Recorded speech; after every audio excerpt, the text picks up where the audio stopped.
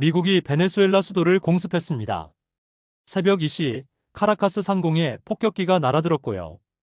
트럼프 대통령은 마두로 대통령 부부를 생포했다고 발표했습니다. 남미 한복판에서 벌어진 이 충격적인 사태, 지금부터 자세히 살펴보겠습니다. 현지 시각으로 새벽 2시쯤이었습니다. 베네수엘라 수도 카라카스와 주변 도시 미란다, 아라과 지역에 미군 폭격기가 나타났거든요. 로이터 통신이 미국 국방부 당국자를 인용해서 보도한 내용인데요. 미국이 베네수엘라 영토 안에서 직접 타격 작전을 수행 중이라는 겁니다. 이건 단순한 경고 수준이 아니라 본격적인 군사 공격이었던 거죠. 주요 타격 지점은 엘리베르타도르 공군 기지였습니다. 베네수엘라 공군 전력의 핵심이 집중된 곳이거든요. 중부 아라과주의 주도 마라카이에 있는 이 기지에는 베네수엘라 공군 본부가 자리 잡고 있는데 전략적으로 엄청나게 중요한 곳입니다. 현장 목격자들은 하늘 높이 치솟는 화염과 연기 기둥을 봤다고 증언했고요. 폭발음이 도시 전체를 뒤흔들었다는 겁니다. 수도 카라카스 남부의 군사기지 주변에서도 비슷한 상황이 벌어졌습니다. 폭발음과 함께 전기가 끊겼거든요. 한밤중에 갑자기 불이 꺼지면서 주민들은 공포에 떨었고 무슨 일인지도 모른 채 대피해야 했습니다. 베네수엘라 정부는 민간 시설까지 피해를 입었다고 주장하고 있는데 미국 측은 군사 목표만 정확하게 타격했다는 입장입니다. 트럼프 대통령은 공습 직후 긴급 성명을 발표했습니다. 베네수엘라를 상대로 한 대규모 작전이 성공적으로 완료됐다면서 마두로 대통령 부부를 생포해서 베네수엘라 밖으로 이송했다고 밝혔거든요. 정말 믿기 어려운 발표였습니다. 한 나라의 대통령을 군사작전으로 체포했다는 건데 국제법상으로도 엄청난 논란이 예상되는 상황이죠. 트럼프 대통령은 우리 시간으로 내일 새벽 1시에 이와 관련된 기자회견을 연다고 밝혔습니다. 전 세계 언론이 이 회견에 주목하고 있는데요. 구체적으로 어떤 작전이 진행됐는지, 마두로 대통령이 정말로 생포됐는지가 확인될 예정입니다. 만약 사실이라면 이건 현대사에서 유례를 찾기 힘든 사건이 되는 거거든요. 베네수엘라 측 반응도 즉각 나왔습니다. 마두로 대통령의 생포 여부는 아직 확인되지 않았지만 베네수엘라 정부는 강력하게 반발하고 나섰거든요. 국가 비상사태를 선포하고 이번 공습을 미국의 명백한 군사 침공으로 규정했습니다. 주권 국가에 대한 불법적인 공격이라면서 국제사회의 지지를 호소하고 있는 상황이죠. 베네수엘라는 전군에 총동원령을 내렸습니다. 정규군은 물론이고 친정부 민병대까지 모두 동원해서 미국의 추가 공격에 대비하겠다는 건데요. 거리마다 군인들이 배치되고 주요 시설에는 경비가 대폭 강화됐습니다. 베네수엘라 국민들은 전쟁이 시작된 건 아닌지 불안에 떨고 있는 상황이거든요.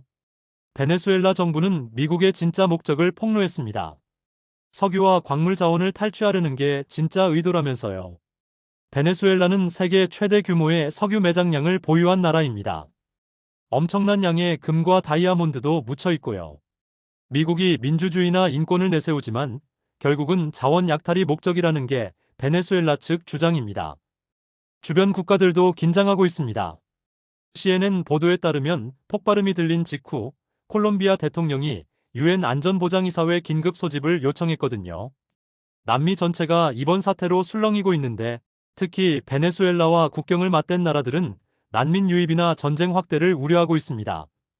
브라질, 가이아나, 수리남 같은 국가들도 비상경계 태세에 돌입했죠. 트럼프 대통령과 마두로 대통령의 대립은 오래전부터 이어져 왔습니다. 트럼프는 제1기 임기 때부터 마두로 정권을 독재 정권으로 규정하고 경제 제재를 가해왔거든요. 베네수엘라산 석유 수입을 금지하고 마두로 정권 인사들의 미국 내 자산을 동결했습니다. 하지만 이번처럼 직접적인 군사 공격은 처음입니다. 국제사회의 반응도 엇갈리고 있습니다. 일부 중남미 국가들은 미국의 일방적인 군사 행동을 비난하고 있고요. 반대로 베네수엘라 반정부 세력을 지지해온 국가들은 조심스러운 환영 입장을 보이고 있습니다. 유엔은 긴급회의를 소집할 예정인데 이 사태가 어떻게 전개될지는 아직 아무도 모르는 상황이죠. 베네수엘라 국민들의 반응도 복잡합니다. 마두로 정권에 반대하던 사람들은 변화의 기회로 보는 반면 정부 지지자들은 외세의 침략이라며 분노하고 있거든요. 수도 카라카스 거리에서는 찬반 양측의 시위가 동시에 벌어지고 있고 일부 지역에서는 약탈과 혼란도 발생했다는 소식입니다. 미국 내부에서도 논란이 뜨겁습니다. 야당 의원들은 의회 승인 없이 전쟁을 시작했다면서 트럼프 대통령을 비판하고 있고요. 여당에서도 일부 의원들은 우려를 표명하고 있습니다. 미국이 또다시 중동이나 남미에서 장기전에 휘말리는 건 아닌지 걱정하는 목소리가 나오는 거죠. 베네수엘라의 군사력은 미국과 비교할 수 없는 수준입니다. 하지만 게릴라전이나 도시 전투로 이어진다면 상황은 달라질 수 있거든요. 베네수엘라는 험준한 산악 지형이 많고 밀림지대도 광범위합니다. 미군이 베트남이나 아프가니스탄에서 겪었던 것처럼 장기전에 빠질 가능성도 배제할 수 없는 상황이죠.